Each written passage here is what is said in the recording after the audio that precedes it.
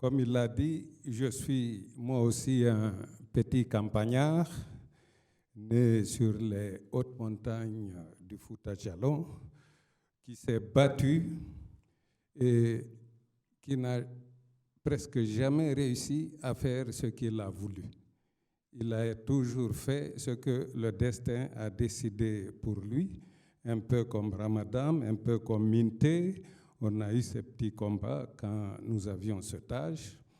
En fait, déjà avant le bac, je souhaitais faire l'école nationale d'agriculture pour sortir aide ingénieur, CTA, et être nommé commandant d'arrondissement. Donc c'était ça ma vision, hein. Vous voyez, c'était pas beaucoup, c'était au niveau de la collectivité. Rien à faire, on a continué le bac.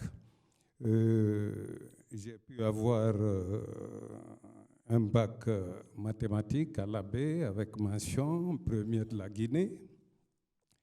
Et puis, je souhaitais faire économie et finance.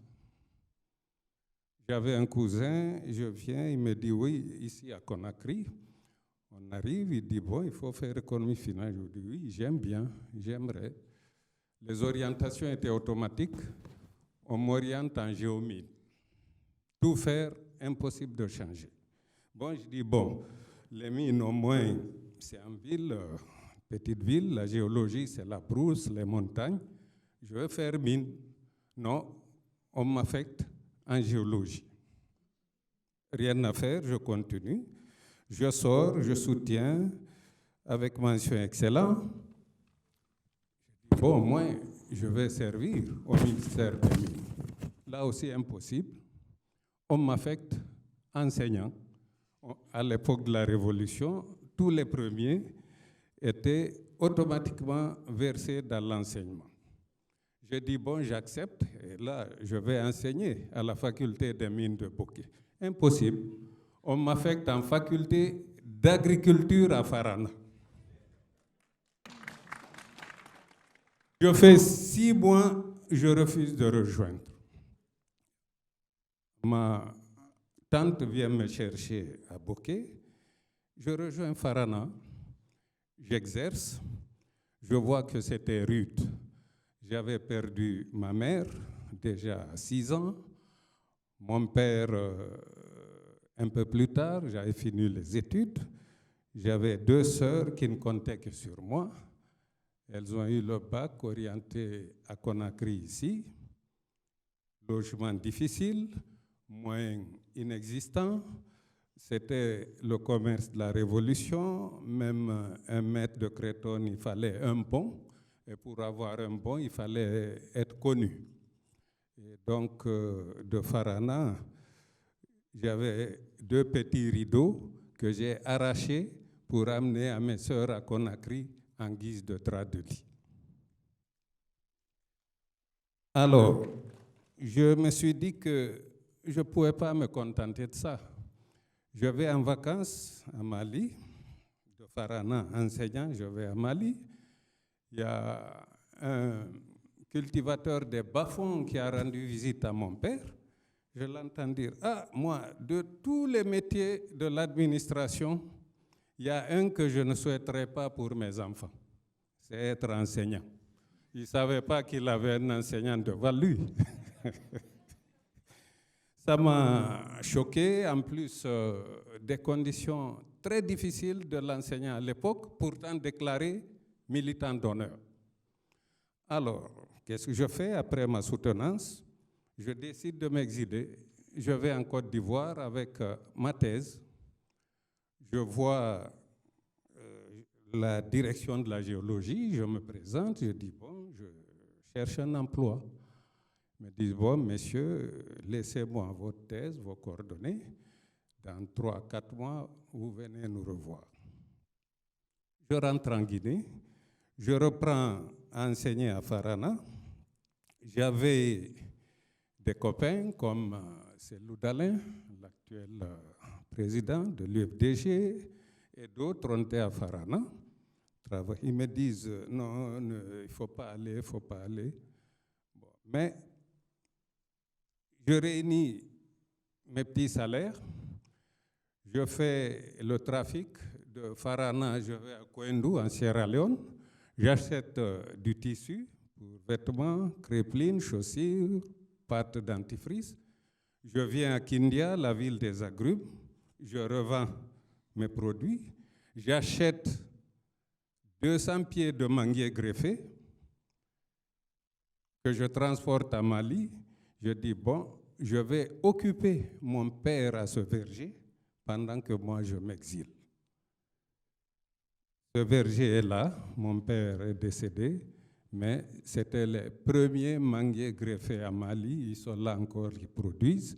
Et finalement, je ne suis pas parti en exil parce que quelques mois après, le ministre Mamadi Keïta m'a appelé avec certains de mes parents pour me dire qu'il a des problèmes à la faculté de Bokeh, il veut changer le doyen, si ça m'intéressait. Je dis oui. C'est ainsi qu'on m'a nommé doyen de faculté de géomine de Bokeh, une faculté de second degré, à l'âge de 28 ans.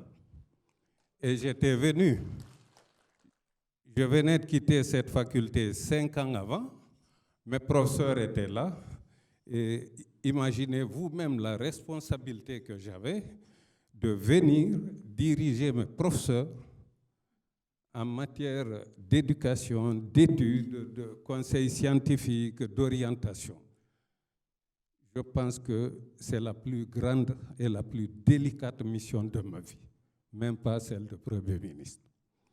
Et donc, après cela, il y a eu avril 84, changement de régime. Là encore, on me bouscule pour faire le doctorat malgré moi. J'étais habitué déjà au confort de la direction, de la gestion.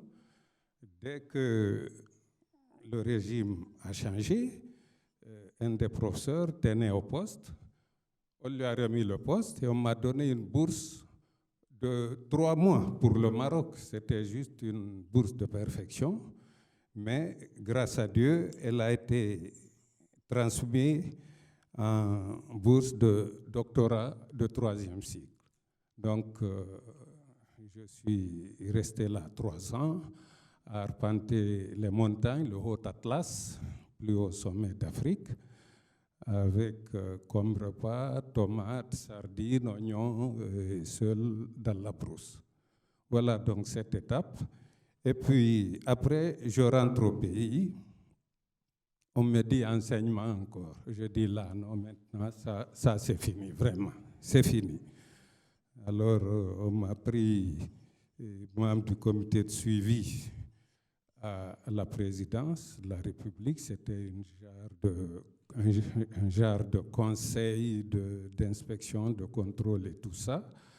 Et on a évolué là quelques années et j'ai découvert certains ministres. L'un est dans la salle, le ministre Ibrahima Silla, ancien ministre des Affaires étrangères. Et il a conduit une mission en Chine. Il a négocié la construction du palais Sékou Touré. C'est son œuvre. Et puis voilà, tout s'est passé comme ça. Je vous raconte tout ça pour vous dire, comme Ramadan, comme Inte, dans la vie, il faut persévérer. On ne fait pas ce qu'on choisit, ce qu'on veut, mais persévérer sur votre route et le meilleur est à venir. Ce n'est pas, comme disait quelqu'un ici, il n'y a pas d'école de directeur, de ministre, ou encore moins de Premier ministre. C'est dans l'effort quotidien que tout cela arrive. Et je pense que ce que nous avons entendu ici, c'est une grande source d'inspiration pour tous les jeunes, qu'ils sachent que ce qui est important, c'est le combat. Chacun d'entre nous doit se faire. Et puis, c'est ça l'essentiel, être au service de soi-même d'abord, de sa famille, pour faire reculer la pauvreté, parce que c'est si chacun de nous œuvre dans ce sens que collectivement, grâce à l'aide de la puissance publique, que nous allons éradiquer complètement la pauvreté et avancer. Donc, je pense que c'est un peu comme ça. Bien sûr, je ne vous raconte pas tout ce qui s'est passé après, les fonctions de ministre, de Premier ministre, tout ça, je ne vous raconte pas. Juste pour finir, je vous dirais, quand j'étais Premier ministre, Dadis a dit j'étais presque président. Ça, je l'assume, le président Conté était malade, il m'a donné tous les pouvoirs de nommer, de gérer, de le représenter à l'étranger. Tout le monde le sait ici. Il décède, et puis j'étais la première victime, arrêtée pour détournement. Bizarrement, celui qui avait toutes les finances, tous les moyens de la République entre ses mains, aucun reproche pour la primature. Aucun de mes ministres n'a été convaincu de détournement. C'était pour soi-disant des dossiers de fonds miniers de 2005. C'était des choses, mais Dadis lui-même avait expliqué que c'était des accusations. Et le mal, ce n'était pas de subir tout ça, mais c'était de savoir qu'en âme et conscience, vous n'êtes responsable de rien. Et que toute l'opinion soit retournée contre vous et que vous soyez amenés à raser les murs pour des choses que vous n'avez pas commises. C'est extrêmement important, comme quelqu'un qui dirait, on vous reprochera toujours quand vous faites pour le pays ou quand vous parlez pour le pays, tout ce que vous avez fait et tout ce que vous n'avez pas fait. Donc je souhaite que la jeunesse prenne ses responsabilités, fasse du discernement, combatte et avance pour le meilleur de nous-mêmes. Je vous remercie.